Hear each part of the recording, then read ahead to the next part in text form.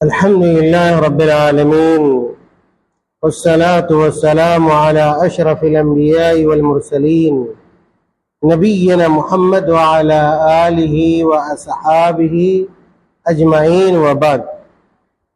قال الشيخ رحمه الله تعالى: باب من جاء في الرياء. محترم حاضرین اور ناظرین کرام،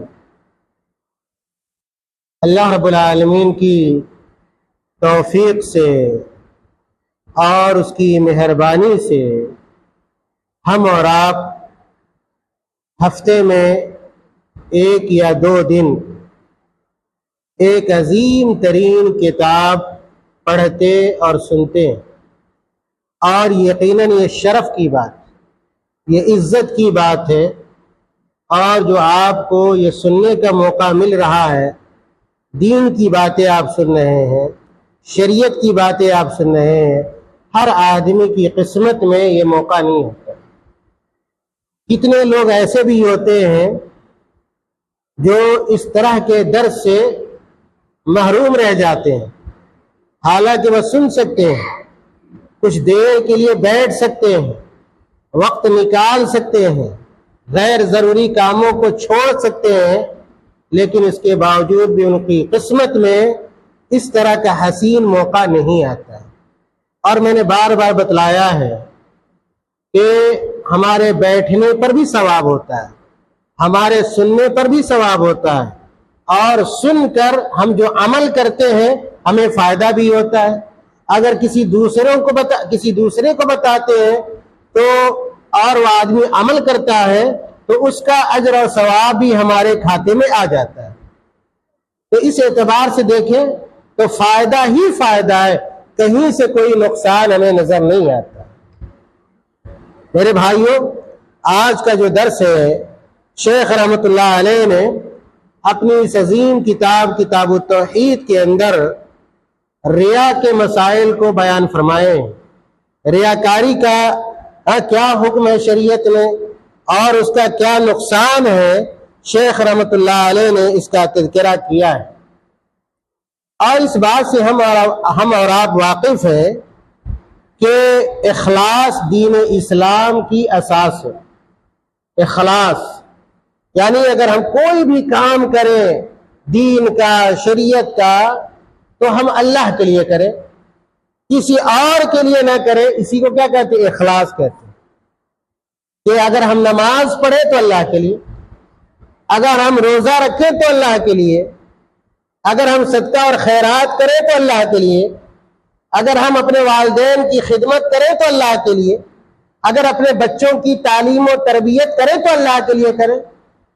یعنی ہمارا جو بھی کام ہو، دین کا کام، اسلام کا کام، وہ اللہ کے لیے ہو، اسی کو ہم اخلاص کہتے ہیں۔ اور یہ اخلاص توحید کی روح بھی ہے۔ اگر اخلاص نکل جائے تو پھر توحید باقی نہیں رہتا ہے۔ اور میں نے بتلایا کہ توحید ایک خالص ایک اللہ رب العالمین کی عبادت کو کہتے ہیں، اور اخلاص کا معنی بھی میں نے سمجھایا۔ میرے بھائیوں، اگر کوئی آدمی اللہ تعالیٰ کی عبادت کرتا ہے اور اس عبادت میں کسی اور کو بھی شریک کر لیتا ہے تو اس کو شرک کہتے ہیں۔ اور شرک کی بہت ساری شکلیں ہیں، صورتیں ہیں۔ انہی شکلوں اور صورتوں میں سے ایک صورت ریاکاری بھی، دکھاوا بھی ہے۔ اور ریاکاری کا عام مفہوم کیا ہے؟ اس کو یوں سمجھیے کہ ہم نماز پڑھیں اور ہماری خواہش یہ ہو کہ ہماری نماز کو فلاں آدمی دیکھے اور ہماری تعریف کرے۔ ہم نماز پڑھنے مسجد جائیں تو لوگ ہمیں دیکھیں کہ یہ آدمی مسجد جا رہا ہے، اور یہ کہیں کہ یہ آدمی بڑا پکا نمازی ہے۔ ہماری خواہش اگر ایسی ہو، اگر ہماری خواہش نہیں ہے، کوئی آدمی وہی اپنی طبیعت سے کہہ رہا ہے تو کوئی حرج کی بات نہیں ہے، لیکن ہماری نیت یہ ہو کہ ہم مسجد اس لیے جائیں نماز کا اہتمام اس لیے کریں کہ نماز ہم اس لیے پڑھیں تاکہ لوگ کیا ہے ہمیں دیکھ کر ہمیں اچھا کہیں، ہماری تعریف کریں، ہمیں بڑا نمازی سمجھیں. تو یاد رکھیے یہی ریا ہے. اور اردو میں ریا کو دکھاوا کہہ لیجئے، نمائش کہہ لیجئے کہ ہم کوئی نیک کام کریں اور لوگوں کو دکھانے کے لیے کریں، لوگوں کو خوش کرنے کے لیے کریں. ہمارا مقصد دکھاوا ہو، نمائش ہو، تو اسی کو شریعت میں ریا کہتے ہیں، ریاکاری کہتے ہیں، دکھاوا کہتے ہیں. اور یہ ریاکاری اللہ تعالیٰ کو پسند نہیں، اور اس کو شرک اصغر کہا گیا ہے، یعنی چھوٹا اور شرک کہا گیا ہے. اور قرآن اور حدیث میں ریاکاری کی مذمت آئی. اللہ تعالیٰ نے اور اللہ کے رسول صلی اللہ علیہ وسلم نے ریاکاری اور دکھاوے کی قباحت کو بیان کیا ہے. شیخ رحمت اللہ علیہ نے ایک آیت کا تذکرہ کیا ہے، سنیے. سورۃ الکہف کی آیت ہے. شیخ رحمت اللہ علیہ کہتے ہیں کہ اللہ رب العالمین نے بیان فرمایا کہ قل انما انا بشر مثلکم یوحى الی انما الہکم الہ واحد فمن كان يرجو لقاء ربه فليعمل عملا صالحا ولا يشرك بعبادت ربه احدا. یہ سورۃ الکہف کی آیت نمبر 11 ہے.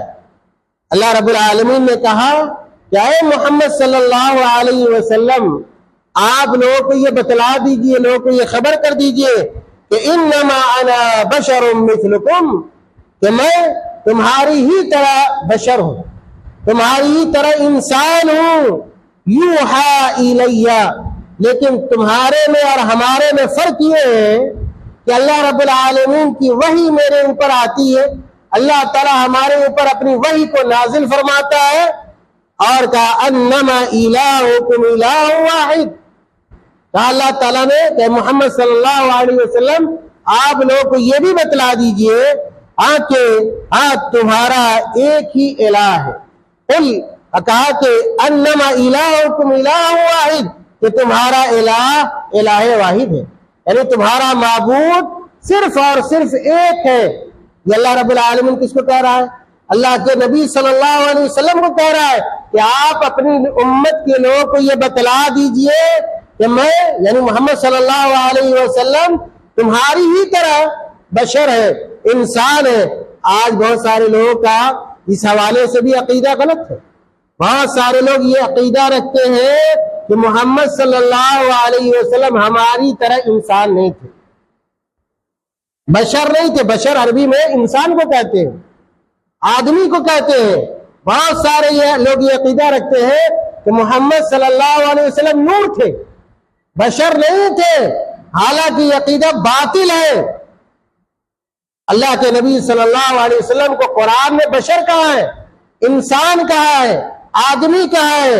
لیکن فرق کیا ہے؟ ہم بھی بشر ہیں، اللہ کے نبی صلی اللہ علیہ وسلم بھی بشر تھے، لیکن ہمارے میں اور ان میں کیا فرق ہے؟ اللہ تعالیٰ نے اس فرق کو بھی بیان کیا. کہا کہ قل انما انا بشر مثلکم یوحى الی، یوحى الی. اے محمد صلی اللہ علیہ وسلم آپ یہ کہہ دیجئے لوگوں کو کہ میں تمہاری طرح بشر ہوں، لیکن فرق کیا ہے کہ میرے اوپر اللہ تعالیٰ کی وحی نازل ہوتی ہے. یعنی اللہ کے نبی صلی اللہ علیہ وسلم پر ہمارے اوپر وحی نازل ہوتی ہے؟ نہیں ہوتی ہے.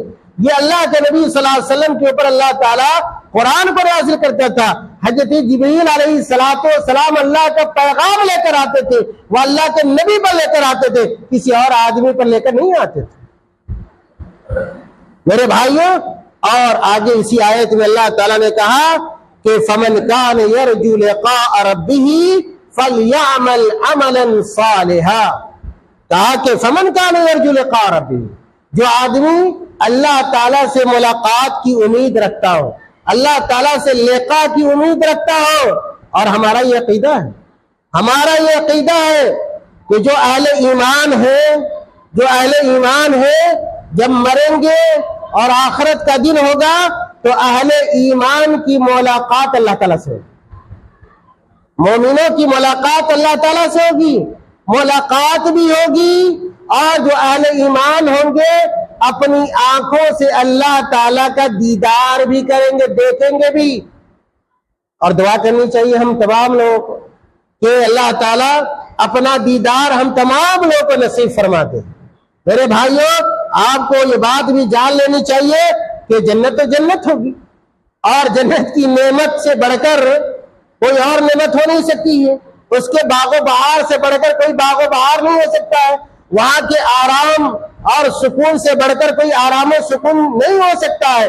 لیکن پتا ہے کہ سب سے جنتی کو جب جنت میں ڈال دیا جائے گا تو ہر طرح کا آرام، ہر طرح کا عیش، ہر طرح کا سکون انہیں میسر ہوگا، لیکن سب سے بڑی خوشی کب حاصل ہوگی پتا ہے جنتیوں کو؟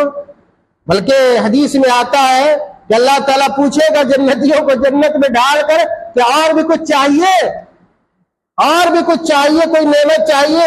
تو جنتی کہیں گے اللہ کیا چاہیے، اب تو جنت میں ڈال دیا، یہاں ہر طرح کی چیزیں ہیں، ہر طرح کی نعمتیں یہاں موجود ہیں، کیا چاہیے؟ میرے بھائیوں، تو اس کے بعد اللہ تعالیٰ اپنا دیدار کرائے، اللہ تعالیٰ اپنا دیدار کرائے گا۔ جو مومنین اہل ایمان ہوں گے، کفار نہیں، مشرکین نہیں، بدعتی لوگ نہیں، قبر پرست نہیں، قبر کی عبادت کرنے والے، مزار درگاہ پر جانے والے، ایسے لوگ اللہ تعالیٰ کے دیدار سے محروم رہیں گے، اللہ تعالیٰ کو نہیں دیکھ پائیں گے۔ لیکن جو اہل ایمان ہوں گے اللہ تعالیٰ اپنا دیدار کرائے گا، اور جب اللہ تعالیٰ کا وہ دیدار کریں گے تو ایسی خوشی انہیں حاصل ہوگی جس کو لفظوں میں بیان نہیں کیا جا سکتا۔ اور اللہ تعالیٰ کے دیدار سے بڑھ کے، اللہ تعالیٰ کو دیکھنے سے زیادہ کوئی خوشی جنتیوں کو حاصل نہیں ہے۔ اللہ تعالیٰ نے کہا فَمَنْ كَانَ يَرْجُو لِقَاءَ رَبِّهِ، کہ جو لوگ بھی اللہ تعالیٰ سے ملاقات کی امید رکھتے ہیں فَلْيَعْمَلْ عَمَلًا صَالِحًا، پہلی شرط کیا ہے؟ اگر ہم یہ چاہتے ہیں کہ اللہ تعالیٰ کی ملاقات ہم سے ہو، اللہ تعالیٰ کا دیدار ہمیں نصیب ہو جائے، تو ہمیں کیا کرنا ہے؟ اللہ تعالیٰ نے کہا فَلْيَعْمَلْ عَمَلًا صَالِحًا، ایسے لوگوں کو چاہیے کہ عمل صالح کرے۔ کیا مطلب ہے؟ مطلب یہ ہے کہ سنت کے مطابق عمل کرے، شریعت کے مطابق عمل کرے، قرآن اور حدیث کے مطابق عمل کرے، بدعات سے اجتناب کرے، دکھاوے سے اجتناب کرے، ریاکاری سے بچے، اپنے نیک عمل کو نمائش کرنے سے بچے۔ آج دیکھیے نا ریاکاری کی کتنی شکلیں ہیں، آدمی نماز پڑھتا ہے اور کیا ویڈیو بناتا ہے، نماز پڑھتا ہے ویڈیو بناتا ہے، قربانی کرتا ہے ویڈیو بناتا ہے، سوشل میڈیا پر ڈالتا ہے۔ ایک آدمی عمرہ کرنے جا رہا ہے، خانہ کعبہ کا طواف کر رہا ہے اور ایک ہاتھ سے ویڈیو بنا رہا ہے اور اس کو نشر کر رہا ہے تاکہ لوگ دیکھیں کہ یہ عمرہ کر رہا ہے، اور عمرہ کے اندر دکھاوا کرتا ہے، حج کرتا ہے اور ویڈیوگرافی، فوٹوگرافی، یہ ساری چیزیں سوشل میڈیا پہ اس کو ڈال کے ڈھڈورا پیٹتا ہے۔ یہ سب کیا ہے؟ یہ سب کیا ہے؟ یہ سب ریاکاری ہے، یہ سب دکھاوا ہے۔ ایک آدمی اگر کسی غریب کو 50 روپیہ دیتا ہے، 100 روپیہ قبرستان کو دے رہا ہے، کسی مسجد کو دے رہا ہے، کسی مکتب کو دے رہا ہے، کسی ضرورت مند کو دے رہا ہے، کسی یتیم کو دے رہا ہے، کسی بیوہ کو دے رہا ہے، تو کیا کرتا ہے؟ اس کی تشہیر کرتا ہے، اعلان کرتا ہے، لوگوں کو بتاتا پھرتا ہے کہ میں نے فلاں یتیم کو 500 روپیہ دیا ہے، میں نے اس کے لیے کپڑے سلوا دیے ہیں۔ یاد رکھیے میں نے شروع میں کہا کہ جس عمل صالح کے اندر دکھاوا آ جائے، ریاکاری آ جائے، اور یہ مقصد ہو کہ لوگ ہماری تعریف کریں، لوگ ہمیں اچھا جانے، تو یاد رکھیے کہ ایسا عمل قابل قبول نہیں ہوتا، ایسے عمل کو اللہ تعالیٰ چھوڑ دیتا ہے۔ آگے بات آ رہی، حدیث آ رہی ہے میرے بھائیو، اسی آیت میں اللہ تعالیٰ نے آگے کہا کہ وَلَا يُشْرِكْ بِعِبَادَةِ رَبِّهِ أَحَدًا، کہ جو لوگ اللہ تعالیٰ سے ملاقات کرنا چاہتے ہیں آخرت میں، دوسری شرط ملاقات کی کیا ہے؟ وَلَا يُشْرِكْ بِعِبَادَةِ رَبِّهِ أَحَدًا، کہ اللہ تعالیٰ کی عبادت کے ساتھ کسی غیر کو شریک نہ کرے، کسی غیر کو شریک نہ کرے۔ نماز بھی پڑھے، اور نماز پڑھنے کا مقصد کیا کہ فلاں آدمی دیکھے، فلاں آدمی کیا ہماری تعریف کرے، ہماری بڑائی بیان کرے، چوک پر چوراہے پر بیٹھ کے کہے فلاں آدمی بڑا نمازی ہے۔ اگر یہ چاہتے، یہ نیت ہے، یہ شرک ہے، اور میں نے کہا شرک اصغر ہے یہ۔ میرے بھائیوں، شیخ رحمت اللہ علیہ نے اس آیت کے بعد دو چھوٹی چھوٹی حدیث بیان کی ہے۔ شیخ رحمت اللہ علیہ کہتے ہیں وعن ابی ہریرہ مرفوعا، قال اللہ تعالی، یہ حدیث مرفوعاً حضرت ابو ہریرہ رضی اللہ تعالیٰ عنہ سے مروی ہے، اور یہ حدیث حدیث قدسی، یہ حدیث کیا ہے؟ حدیث قدسی ہے۔ حدیث کی بہت ساری شکلیں ہیں، بہت ساری قسمیں ہیں، اس میں سے ایک قسم کیا ہے؟ حدیث قدسی، جس میں لفظ اللہ کے رسول کا ہو اور معنی کیا ہو؟ اللہ تعالیٰ کا۔ ہاں، ایسی حدیث کو حدیث قدسی کہتے ہیں۔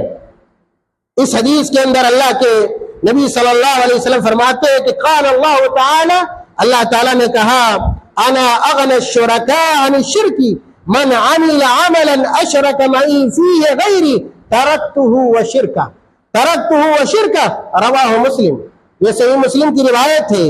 اس حدیث کا ترجمہ یہ ہے کہ اللہ تعالیٰ فرماتا ہے جن معبودوں کو میرا شریک بنایا جاتا ہے، یعنی لوگ جن معبودوں کو میرا شریک بناتے ہیں، یعنی معبودان باطلہ، کہ لوگ جن کو میرا شریک بناتے ہیں، جن معبودوں کو میرا شریک بنایا جاتا ہے، میں ان سب سے زیادہ شرک سے بے نیاز ہوں۔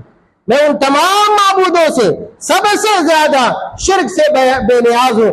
اللہ تعالیٰ اس حدیث قدسی میں اپنی بے نیازی کو بیان کر رہا، کس سے؟ شرک سے، کہ میں جو بھی معبود ہے جن کو میرا شریک بنایا جاتا ہے، میں ان سب سے زیادہ شرک سے بے نیاز ہوں۔ پتہ یہ چلا کہ اللہ تعالیٰ کو شرک کی ضرورت نہیں ہے، اللہ تعالیٰ کو ریا کی ضرورت نہیں ہے، اللہ تعالیٰ کو خالص عبادت کی ضرورت ہے۔ ہم چھوٹی عبادت کریں، بڑی عبادت کریں، صرف اللہ کے لیے کریں، اللہ کو راضی کرنے کے لیے کریں۔ میرے بھائیوں، دوسری جو حدیث شیخ رحمت اللہ علیہ نے بیان کی ہے، بڑی مشہور حدیث ہے، مسند احمد کی روایت ہے۔ کہتے وان ابی سعید مرفوعاً، یہ دوسری جو حدیث ابو سعید الخدری رضی اللہ تعالیٰ عنہ سے مرفوعاً مروی ہے۔ کہتے ہیں کہ اللہ کے نبی صلی اللہ علیہ وسلم نے بیان فرمایا، الا اخبرکم بما ہوا اخوف علیکم عندی من المسیح الدجال۔ اللہ کے نبی صلی اللہ علیہ وسلم نے کہا کہ اے میرے صحابہ، کیا میں تمہیں اس چیز کے بارے میں خبر نہیں دے دوں، اس چیز کے بارے میں نہ بتلا دوں جس چیز سے میں تمہارے اوپر مسیح دجال سے بھی زیادہ ڈرتا ہوں۔ میرے بھائیو، ریا سے بچنا بہت مشکل ہے۔ ریا یہ ایسا عمل ہے اور ایسا گناہ ہے جو کیسے ہمارے عمل میں داخل ہو جاتا ہے ہمیں پتہ بھی نہیں چلتا۔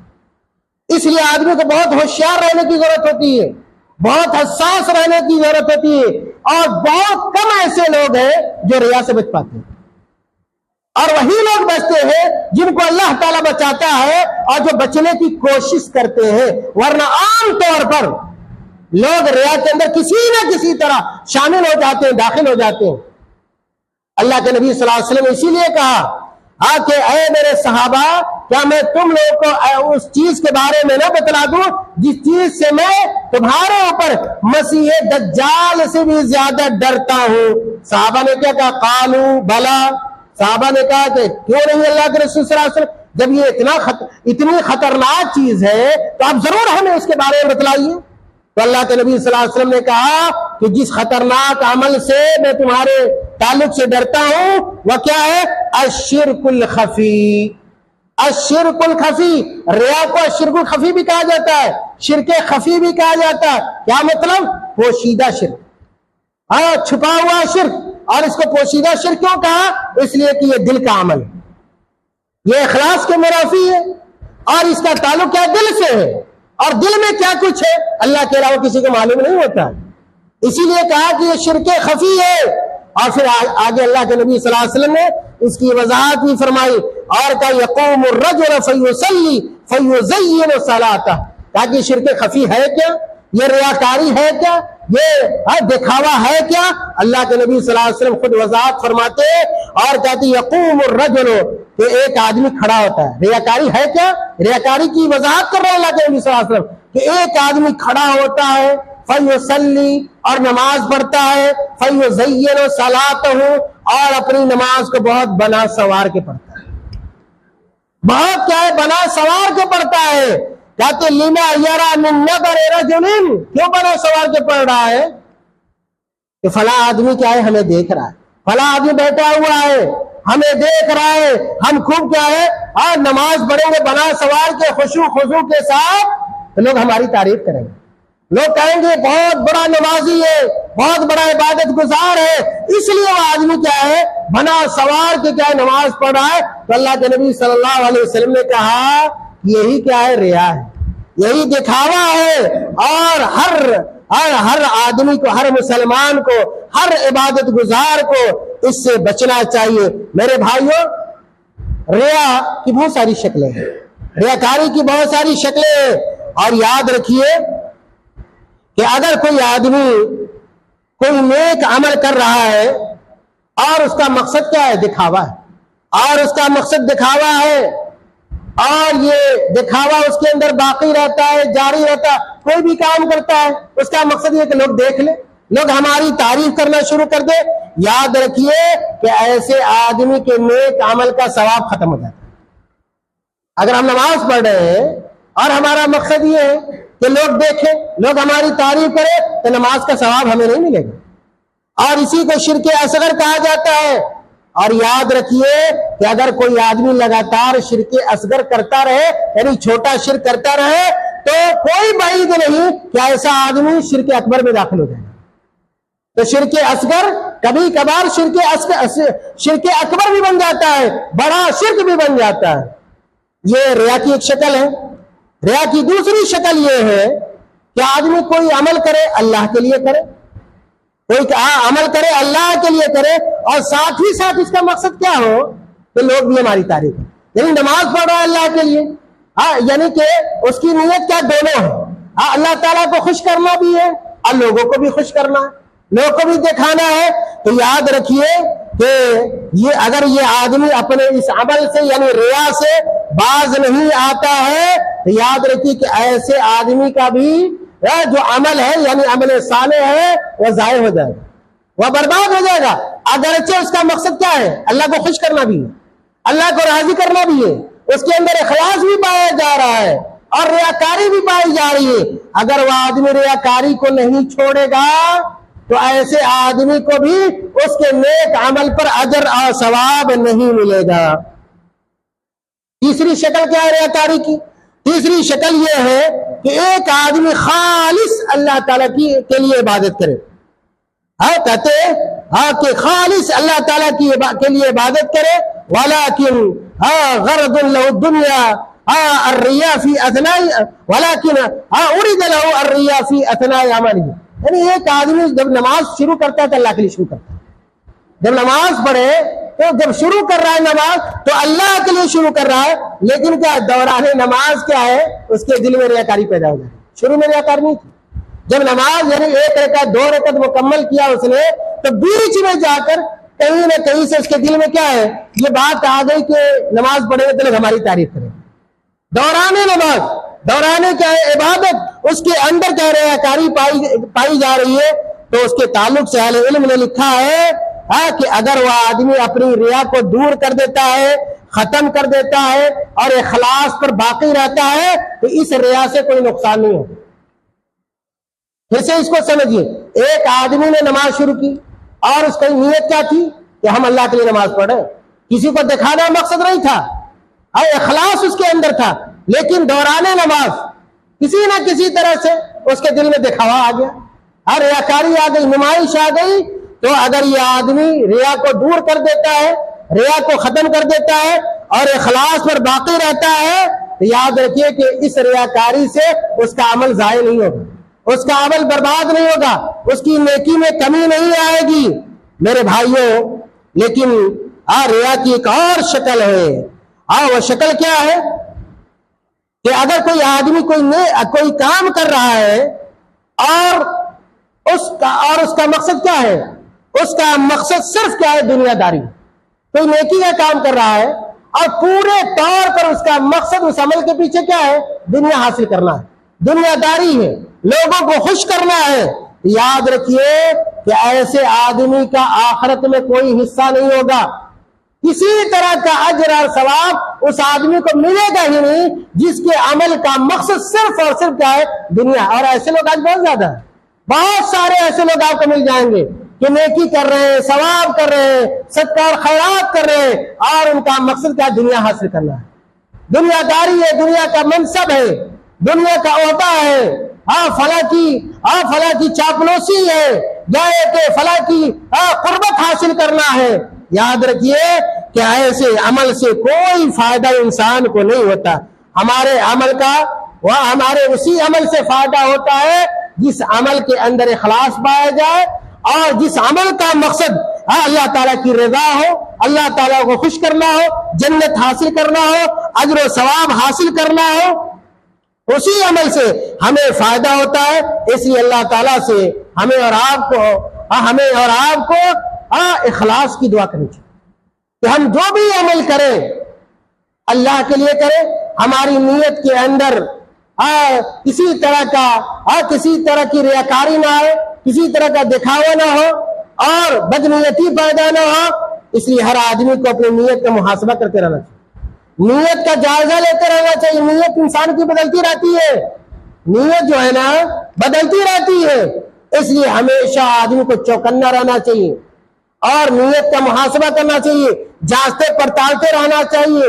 اگر کسی طرح کی ریاکاری آ رہی ہے، دکھاوا آ رہا ہے، کوشش کرنی چاہیے اور ریاکاری ختم ہو جائے، دکھاوا ختم ہو جائے، اور ہمارا جو بھی عمل ہو، چھوٹا ہو یا بڑا ہو، اگر اس کا تعلق دین سے ہے، شریعت سے ہے، حقوق اللہ سے ہے یا حقوق العباد سے ہے، تو وہ خالص عمل اللہ کے لیے ہونا چاہیے۔ ہم پہاڑ کے برابر کوئی کام کر لیں، نیکی کا کام کر لیں، لیکن اس کے اندر اخلاص نہ ہو، خلوص نیت کے ساتھ نہ کرے، ریاکاری ہو، دکھاوا ہو، نمائش ہو، لوگوں کو خوش کرنا ہو، لوگوں کو راضی کرنا ہو، دنیا حاصل کرنا ہو، تو یاد رکھیے کہ اس پہاڑ کے برابر عمل کا بھی کوئی فائدہ ہمیں پہنچنے نہیں جا رہا۔ اس لیے میرے بھائیوں، توحید کا یہ حصہ ہے کہ ہم اپنی نیتوں کے اندر اخلاص پیدا کریں، اور جب تک ہمارے عمل کے اندر اخلاص نہیں ہوگا، ہمارا وہ عمل اللہ تعالیٰ کی قابل قبول نہیں ہوگا۔ اللہ تعالیٰ ہمیں اور آپ کو نیک عمل کی توفیق عطا فرمائے۔ اللہ تعالیٰ ہماری اور آپ کی نیتوں کے اندر اخلاص کی دولت پیدا کر دے۔ اللہ تعالیٰ ہمیں ریاکاری سے، شرک اکبر سے، شرک اصغر سے، شرک خفی سے، ہر طرح کی بدعات سے، خرافات سے اللہ تعالیٰ ہماری حفاظت فرمائے۔ آمین۔ وآخر دعوانا الحمد للہ رب العالمین، والسلام علیکم ورحمۃ اللہ وبرکاتہ۔